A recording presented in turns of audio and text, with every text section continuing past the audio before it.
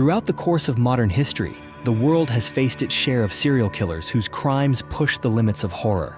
Some names chill us because of their brutality, the sheer number of victims, or the twisted workings of their minds. But there is one name that haunts us, not only because of the savagery involved, but because to this day, no one truly knows who he was. That name is Jack the Ripper, a man who slipped through the hands of justice and vanished into the fog, leaving behind a trail of mutilated bodies and more than a century's worth of unanswered questions. Today, we're going to explore the question, why was Jack the Ripper never caught? So fasten your seatbelt as we dive into today's mystery. But first, you'll have incredible luck if you like and subscribe before this video ends.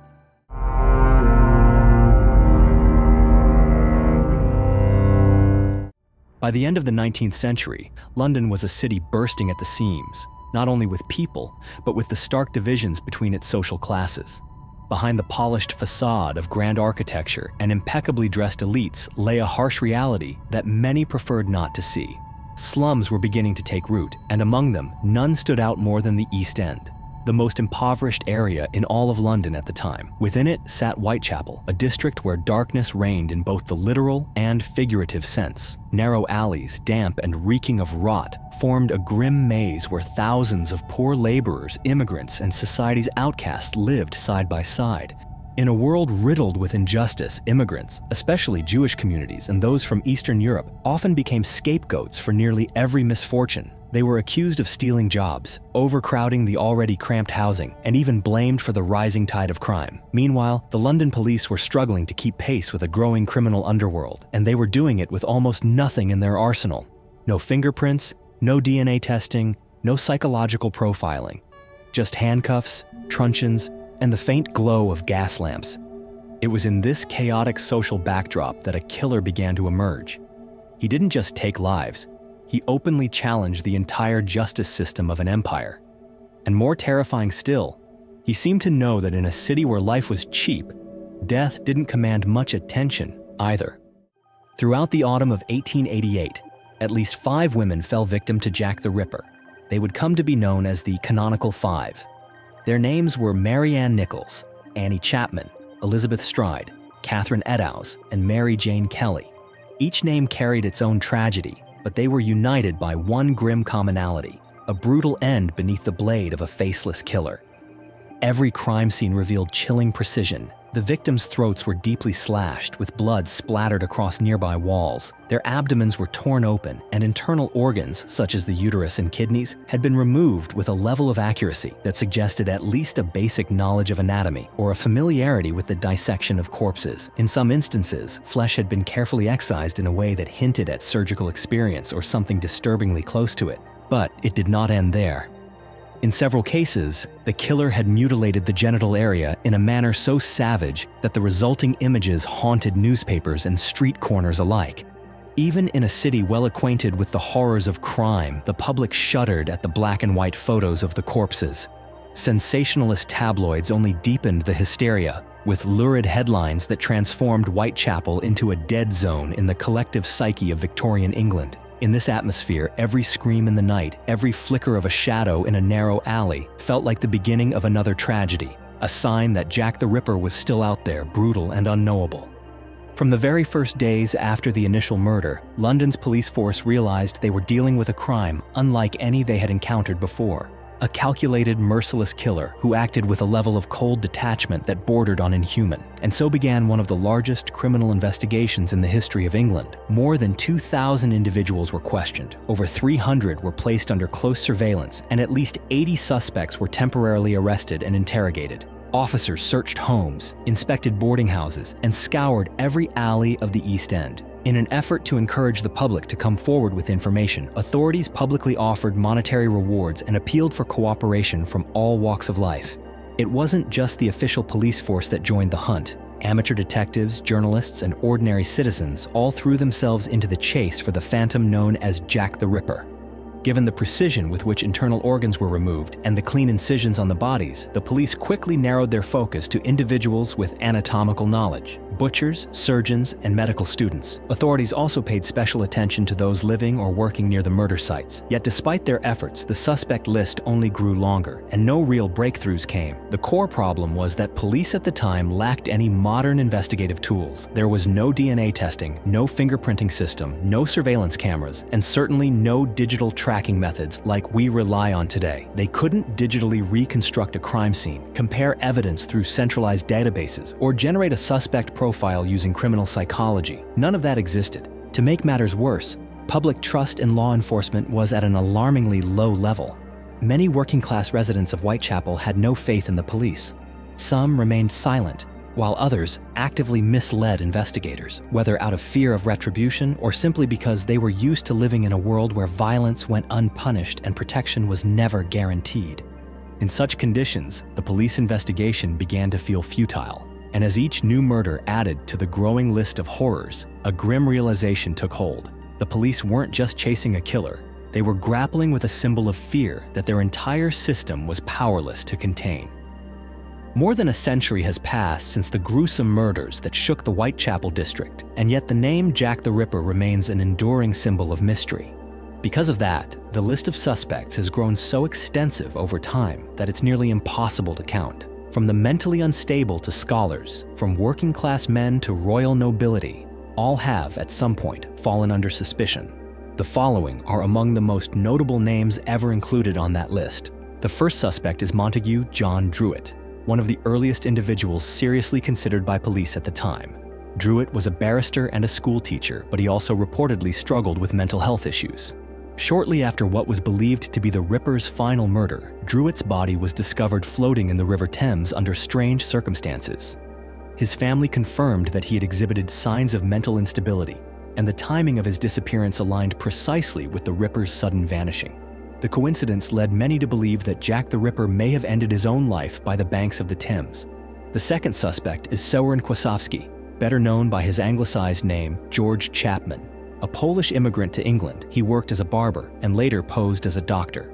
He poisoned 3 of his wives and was eventually hanged in 1903. While his method of murder was entirely different from the Ripper's, his residence in the Whitechapel area and a history of violence in his relationships led some to theorize that he may have once been the Ripper, before transitioning to a new style of killing. The third suspect is James Maybrick. His name became a sensation in 1992 when a diary surfaced in Liverpool that was allegedly written by him. In it, the author detailed a series of murders committed out of jealousy, ending with the chilling line, "Yours truly, Jack the Ripper."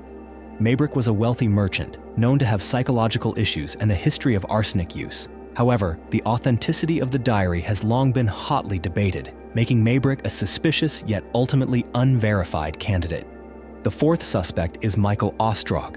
Nicknamed the Mad Russian by the police, Ostrog was a professional criminal with a record of fraud, theft, and erratic behavior. He once impersonated a military doctor and was institutionalized in a mental hospital. Although his records are riddled with inconsistencies and there is no definitive evidence placing him in London during the time of the murders, his unstable mind and habit of posing as a doctor kept his name on the suspect list for years. The fifth suspect is Prince Albert Victor, Duke of Clarence. No suspect has stirred as much curiosity or apprehension as this one. A grandson of Queen Victoria, Prince Albert was rumored to have suffered from syphilis, which some claim led to madness and death in a mental asylum. One theory suggests that the Ripper murders were covered up at the highest levels of power, and that if the prince were revealed to be the killer, it would have triggered an unprecedented political crisis in British history. However, many historians have dismissed this theory, citing evidence that places him outside of London at the time of the killings. The sixth suspect is Aaron Kosminski, one of the most scientifically supported suspects in the modern era. Kosminski was a Polish barber living in Whitechapel and was later institutionalized for mental illness.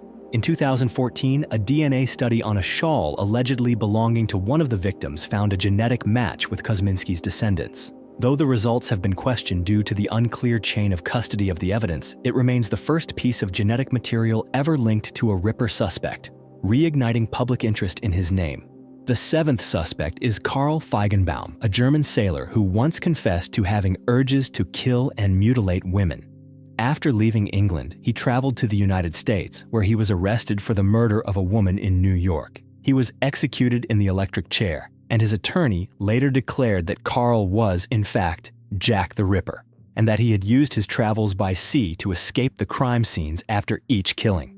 The eighth suspect is Lewis Carroll, the famed author of Alice in Wonderland. Carroll came under suspicion due to cryptic metaphors found in his diaries and letters, which some interpreted as references to the murders. However, these allegations largely stem from fringe researchers pursuing extreme theories with little to no concrete evidence. The academic community has broadly dismissed Carroll as a plausible suspect.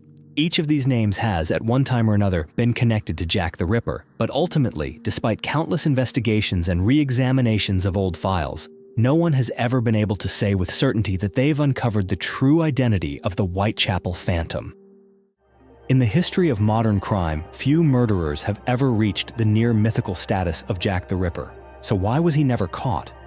One of the most famous and controversial theories is that Jack the Ripper wasn't just an ordinary man, but someone with power. Perhaps even someone from within the British aristocracy or royal family. The name Prince Albert Victor, grandson of Queen Victoria, was once heavily scrutinized for this very reason. The theory suggests that if the killer truly were of royal blood, arresting and prosecuting him would have sparked an unprecedented political crisis, one that could have severely shaken public confidence in the monarchy at a time when trust was already eroding. In that context, covering up the truth may have been seen as the safest option. Beyond questions of privilege, what made Jack the Ripper so elusive was his almost preternatural ability to vanish. He struck under the cover of darkness in narrow alleys and tightly packed slums where no one paid attention if a woman went missing for a few hours. After each killing, he seemed to know exactly when and how to flee the scene without leaving a trace. In a city of more than 4 million people living in poor and chaotic conditions, this wasn't impossible, just calculated. To truly understand why the case proved unsolvable, it must be placed in its historical context. In 1888, criminal investigation was still in its infancy. There was no DNA testing, no fingerprint database, no surveillance cameras, no criminal profiling, not even reliable methods for preserving a crime scene. Police relied almost entirely on witness testimony or catching someone in the act. And clearly, Jack the Ripper took full advantage of these limitations, always staying one step ahead of law enforcement. Another factor was the status of the victims themselves. Most were poor women working as prostitutes. In the eyes of many at the time, they weren't seen as innocent victims, but rather as symptoms of what was called the moral decay of the East End. Had the victims belonged to the middle or upper classes, public pressure and investigative efforts might have looked very different. One theory even asks, was Jack the Ripper truly a single person? On at least one night, 2 victims were discovered less than an hour apart. This led to speculation that perhaps there were 2 killers operating together, or that one man had acted with unprecedented audacity. If there were in fact 2 murderers, it could explain inconsistencies in the methods and behavioral patterns between the crimes, and why the investigation never produced a clear profile. All these elements combined to create the perfect environment for evil to hide. Jack the Ripper was not merely a killer, he was a product of his time, born from inequality, legal blind spots, and a society steeped in contradiction and fear. More than a century has passed since Jack the Ripper unleashed terror on the shadowy streets of Whitechapel, yet his real name has never appeared in any criminal record. We know how he killed, we know the stories of his unfortunate victims, and we know the fear that gripped the city of London in 1888. But we don't know who he was, where he came from, or why he stopped. And perhaps it's that eternal silence that has made him one of the greatest mysteries in modern history. Who do you think Jack the Ripper really was? Was he a powerful man protected by the veil of royal secrecy? Or simply a madman lurking in the darkness of a city drowning in despair? Which theory do you believe? Let us know your thoughts in the comments below. And if you found today's story thought-provoking, or if you'd like to join us in uncovering more of history's unsolved mysteries, don't forget to subscribe and turn on notifications. We'll be back with more strange and haunting journeys. See you in the next video.